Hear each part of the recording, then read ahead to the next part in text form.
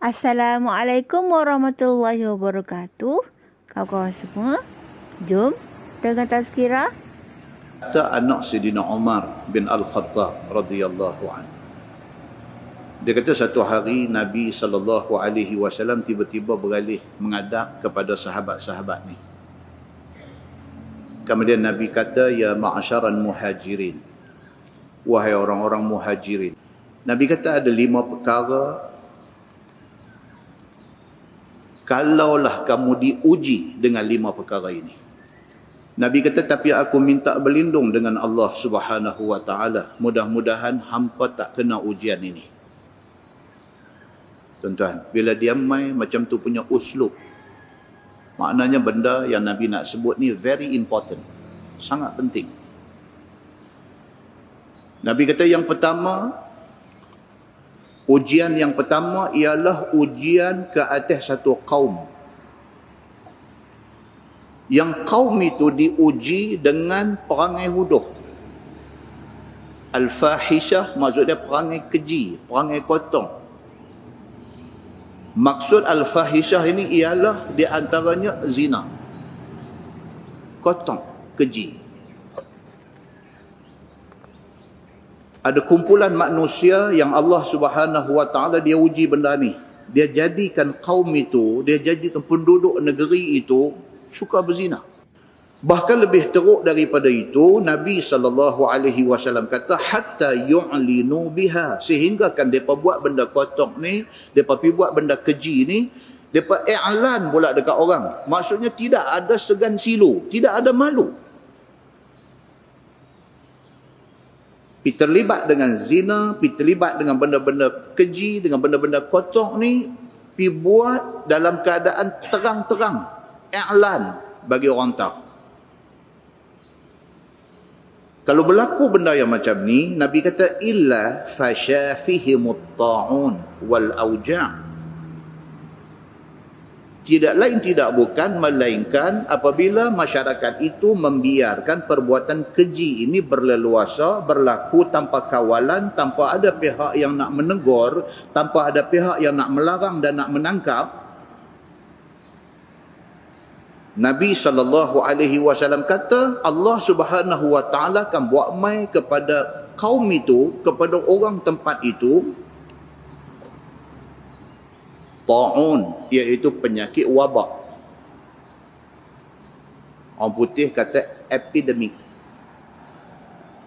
Dia boleh mai dalam apa form pun, apa bentuk pun penyakit, dia boleh mai. Yang penyakit ini kalau dia kena, tak boleh kawal. Daripada kena seorang, dia jadi 10 orang. Daripada 10 orang, dia jadi 100 orang. Daripada 100, epidemik. Dia merebak, dia melarat dan dia mewabak. Apabila kita dengar cerita adanya satu-satu wabak, kita mau ingat hadis ini. Wabak Allah tidak hantar mai, melainkan kerana ada benda yang menyebabkan Allah hantar wabak mai. Apa dia benda dia? Nabi SAW kata, apabila penduduk tempat itu melakukan perbuatan fahisyah, perbuatan keji, perbuatan mungkar, perbuatan kotor, perbuatan dosa, tidak ada segan silu dan tidak ada orang yang nak menghalang, melarang dan menangkap orang-orang yang buat benda macam ni, maka sampai masa Allah Subhanahu wa taala akan buat mai ta'un, akan buat mai satu wabak penyakit, wal auja', dan juga Allah Subhanahu wa taala akan buat mai satu fenomena kebuluran.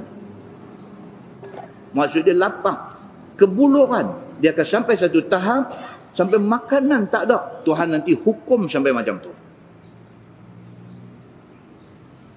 Nabi kata Tuhan akan buat mai satu wabak dan satu bentuk kebuluran lapang yang tidak pernah berlaku dalam umat-umat sebelum itu. Yang kedua, apabila Allah Subhanahu wa taala buat mai ujian kepada orang meniaga, orang yang duk buat bisnes, yang mereka ini mengurangkan sukat dan timbang.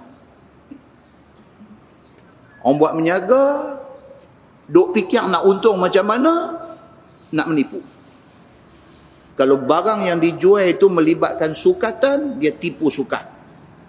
Kalau barang yang dijual itu melibatkan timbangan, dia akan tipu masa menimbang. Sampai masa Allah Subhanahu Wa Taala akan buat mai bala dalam bentuk kemarau. Allah buat mai bala dalam bentuk susah hidup. Wa jawri sultan alaihim, dan Allah Subhanahu Wa Taala akan buat mai bala dalam bentuk Allah jadikan pemerintah mereka itu jahat. Apabila rakyat yang terlibat dalam menyaga, duk menipu, tipu ketika sukat barang, tipu ketika timbang barang dan sebagainya, Allah Subhanahu Wa Taala buat mai bala dalam dua bentuk. Yang pertama, Allah bagi kemarau negeri itu. Kita lah pasal itu. Tadi Cuping mencatatkan cuaca 38.5.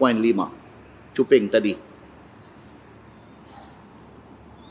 Dan kemarau ni kita kena ingat satu. Kemarau ini adalah bala, azab daripada Allah Subhanahu Wa Taala. Siapa kata? Nabi SAW kata.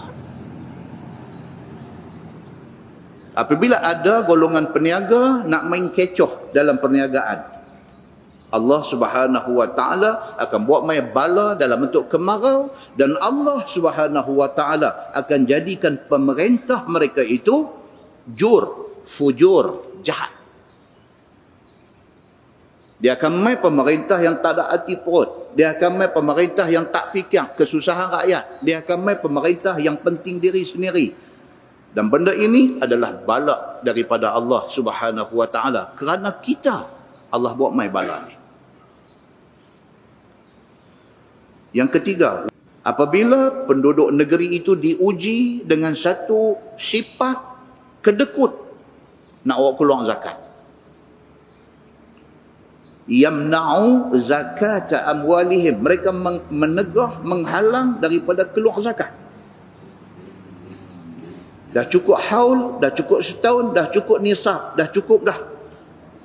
Duk kecoh lagi, duk kira nak bagi tak payah keluar.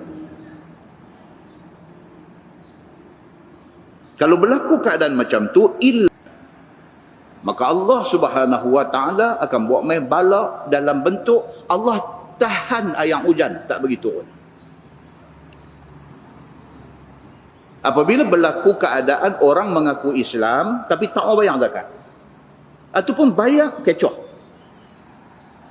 Apabila berlaku keadaan ini, keadaan orang Islam nak kecoh dari segi bayar zakat. Tuan-tuan tahu tak lah ni, sahabat-sahabat kita, saudara-saudara kita disik dan dibaling, susah lah ni.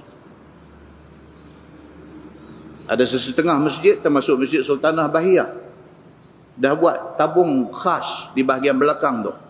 Dia buat tabung khas untuk siapa-siapa yang berasa kesian dekat kawan-kawan kita, adik-beradik kita yang kerja memotong ni. Pasal apa? Pasal harga getah ni dah tak ada harga. Kalau kita hari ni nak makan, boleh pilih nak makan apa, ada sebahagian daripada mereka ni sampai tak tahu nak makan apa. Ekoran daripada apa? Daripada harga getah jatuh. Mereka cari makan dengan getah. Jadi apabila harga jatuh, dia jadi tak ada pendapatan. Siapa nak tolong mereka ni? Orang yang Allah Subhanahu Wa Taala bagi rezeki lebih. Kena tolong. Kita tolong dalam bentuk apa? Kita tolong nombor satu. Kita tolong dalam bentuk buat keluar zakat. Hak mana patut keluar, keluar. Kalau kita rasa kurang yakin dengan institusi yang diamanahkan menguruskan zakat, kita buat keluar zakat, pergi bagi tangan mereka yang susah ni.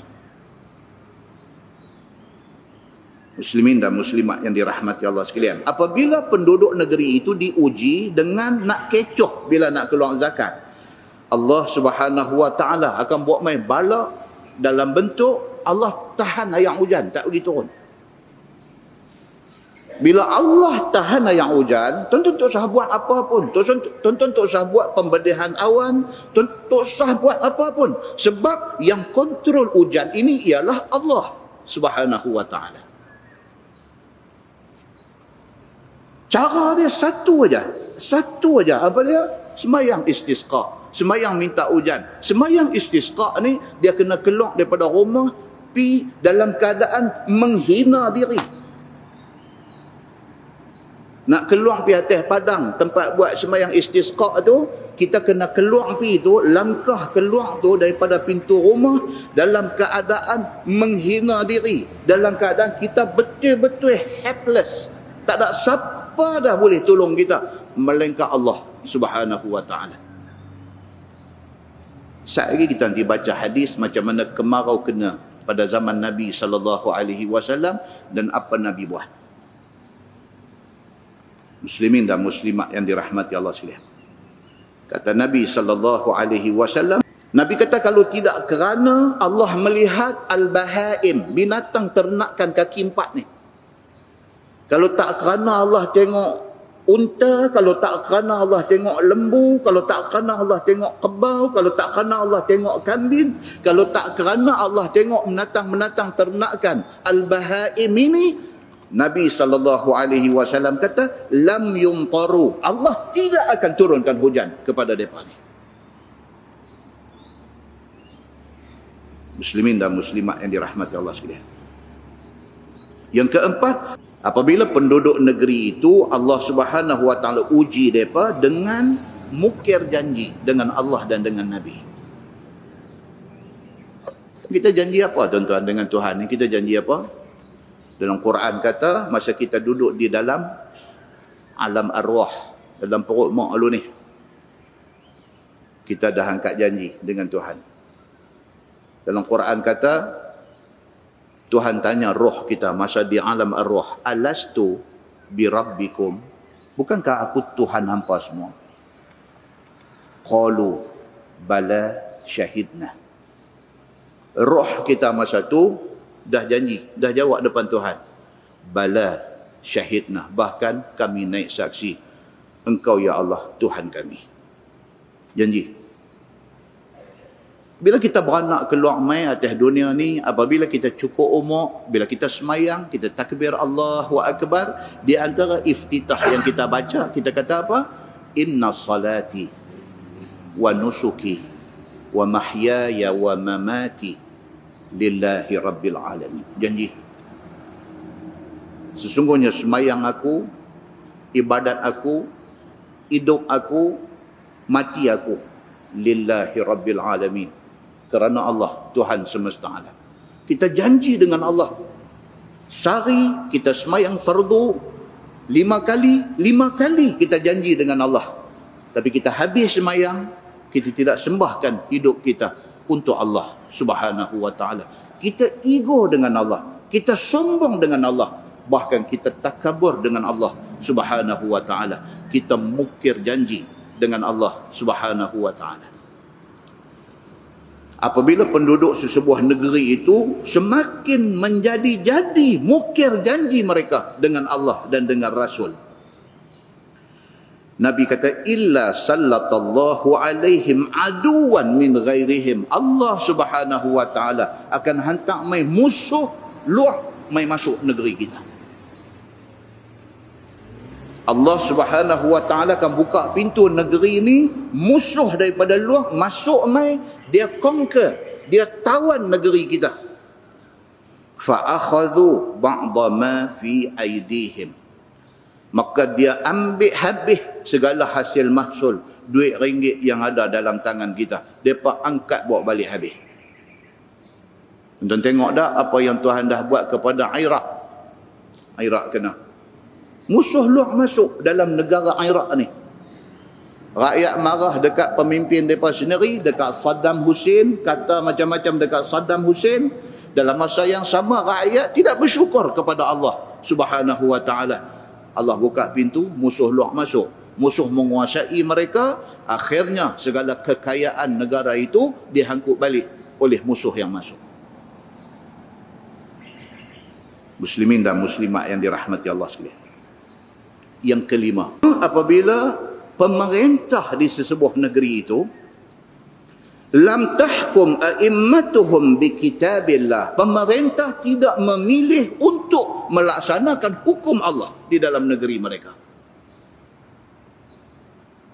Apabila berlaku satu keadaan di mana negeri orang Islam yang memerintahnya Islam, yang mengisytiharkan perlembagaannya Islam, tiba-tiba mereka tidak mendaulatkan hukum Islam. Hukum Islam ni maksud dia apa tuan-tuan? Dia kena ikut semua. Bukan sahaja bab hudud. Bahkan dia kena ikut semua. Ibadat mesti ikut cara Islam. Munakahat mesti ikut cara Islam. Muamalat, ekonomi mesti ikut cara Islam. Dan juga undang-undang jinayat mesti kena ikut cara Islam. Apabila semua pakej ni dilaksanakan di dalam negeri yang Allah bagi orang Islam berkuasa, mereka selamat. Tapi apabila Allah bagi kuasa kepada orang Islam untuk memerintah sebuah negeri, tiba-tiba mereka memilih untuk tidak melaksanakan hukum Allah di dalam negeri mereka. Sistem ekonomi masih cacar marba lagi. 25% sahaja ikut Islam, 50% sahaja ikut Islam, 50% lagi masih mengamalkan sistem kapitalis dan riba. Undang-undang baru 20% saja ikut Islam, 80% lagi masih lagi mendaulatkan undang-undang yang bukan Islam. Apabila berlaku keadaan macam ni, illa ja'alallahu ba'sahum bainahum, melainkan Allah Subhanahu wa taala akan mainkan bala ke negeri itu. Mereka sama mereka hidup dalam ketakutan. Tak takut dah tuan-tuan. Kalau tak takut, rumah kita tak pasang grill. Rumah buat elok-elok, bubuh grill. Rumah buat elok-elok, bubuh grill. Macam duduk dalam penjara. Buat rumah tu saja habis dah ratus ribu. Grill saja 50,000. Pasal apa yang pergi buh grill tu? Pasal apa buh grill? Pasal takut. Takut apa? Takut jenayah yang menjadi-jadi. Bukan kata nak tinggal rumah, nak pergi Kuala Lumpur, takut. Duduk dalam rumah pun takut. Duduk lena pukul 2 pagi, bunyi korak-korak-korak, bangkit. Bangkit tu dengan berdebak, buk, telefon jiran sebelah. Hang tolong tengok saya, kot tingkat rumah hang, ada siapa medok khobek pintu rumah aku. Takut. Padahal dalam rumah bukan ada apa duit pun, tapi takut. Ada anak perempuan seorang dapat tawaran kerja nak kena pergi Kuala Lumpur, takut. Pasal apa takut? Anak perempuan kita nak pergi kerja Kuala Lumpur, kita takut pasal apa? Pasal kita tak ada siapa boleh memberi jaminan dia selamat di sana. Siapa nak bagi jaminan? Buka TV tengok, kena bunuh sana, kena bunuh sini, jumpa mayat separuh bogel, jumpa macam-macam benda duk keluar dalam TV. Mau kita tak takut? Takut ni apa dia tuan-tuan? Hadis Nabi SAW kata, itu bala daripada Allah Subhanahu wa taala. Pasal apa? Pasal pemerintah tidak memilih untuk melaksanakan hukum Islam, maka Allah campakkan rasa takut dalam hati rakyatnya. Betul tak betul tuan-tuan apa yang Nabi kata? Tak apa nak berani angguk. Muslimin dan muslimat yang dirahmati Allah sekalian. Demikianlah Allah Subhanahu wa taala, dia hantar Nabi dia mai, dia buat turun ayat Quran dekat Nabi, Nabi baca ayat Quran, Nabi hurai pula maksud ayat itu dengan hadis dia.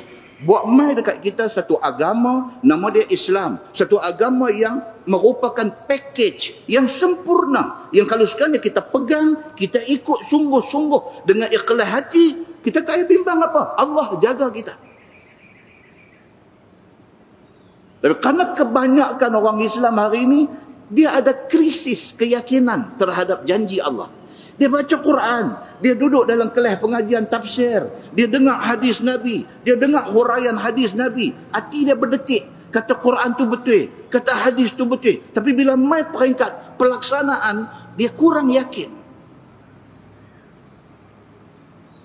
Dia rasa tak apa nak confident dengan Islam ni. Ataupun cara mudah kita kata, dia rasa Islam ni hanya sesuai di masjid, sesuai untuk nikah kahwin, untuk kematian dan sebagainya. Tapi Islam tidak sesuai untuk diamanahkan mentadbir sebuah negara. Dia rasa macam tu. Sedangkan dalam masa yang sama, dia kata dia orang Islam. Dan dia marah kalau orang buat lebih kurang dekat Islam. Tapi dalam masa yang sama, dia tak cukup yakin dengan Islam yang Allah bagi mai dekat dia. Yang kita nak simpulkan apa dia, tuan-tuan? Yang pertama, 5 benda tadi jangan buat. 5 benda tadi yang boleh mengundang bala, azab mai kat kita, jangan buat. Yang kedua yang kita nak simpulkan di sini ialah apa? Bukan kita ni nak jadi Nabi. Jadilah orang yang ikut Nabi. Mudah-mudahan kalau kita ni jadi orang yang betul-betul ikut Nabi, mudah-mudahan kita ni masuk dalam kumpulan orang yang doa kita Tuhan dengar. Bila dia main kemarau, kita minta doa Tuhan dengar, Tuhan bagi hujan. Bila dia main hujan sampai jadi banjir, kita doa Tuhan dengar, Tuhan stop hujan. Kalau kita boleh jadi orang macam tu, orang yang mustajab doa kerana kita ikut Allah dan Rasul, dah cukup baik. Masalah kita hari ni apa dia, tuan-tuan? Kita sangat kurang orang yang mustajab doa. Kita ramai orang yang ada ilmu. Kita kurang orang yang bercakap dengan hikmah. Ilmu ada, tapi cakap tidak ada hikmah. Dan kita lagi kurang orang yang mustajab doa. Sedangkan kita ramai orang yang berilmu. Muslimin dan muslimat yang dirahmati Allah sekalian. Dan akhirnya hadis daripada Abi Hurairah radhiyallahu anhu. Kata dia kepada Abi Hurairah radhiyallahu anhu. Kata dia Nabi sallallahu alaihi wasallam bersabda. Nabi kata laisat as-sanatu bi an la tumtaru. Nabi kata hangpa kenapa betul benda ni? Kemarau tu bukan hujan tak turun. Kita faham kata kemarau tu tak hujan. Nabi perbetul sikit benda ni. Nabi kata jangan ingat kata bila hujan tak turun tu kemarau. Kemarau maknanya hujan tak turun. Jangan. Nabi kata. Walakin as-sanah. Nabi kata tapi kemarau sebenarnya ialah antum taru wa tumtaru. Hujan turun. Hujan turun. Nabi kata. Nabi ulang 2 kali. Wala tunbitul ardu syai'ah. Tapi hujan turun pun, kita tanam apa pun tak mau tumbuh. Itu kemarau sebenarnya, Nabi kata. Jadi kalau berdasarkan hadis ni, kita kira tak kemarau lagi. Kemarau yang pernah kena kepada umat dulu, lebih teruk daripada apa yang kena kita pada hari ini. Jangan kita mengundang kemarau yang lebih teruk. Kerana kemarau hak tak teruk ni pun, kita dah tak boleh tahan. Jangan kita undang kemarau yang lebih teruk.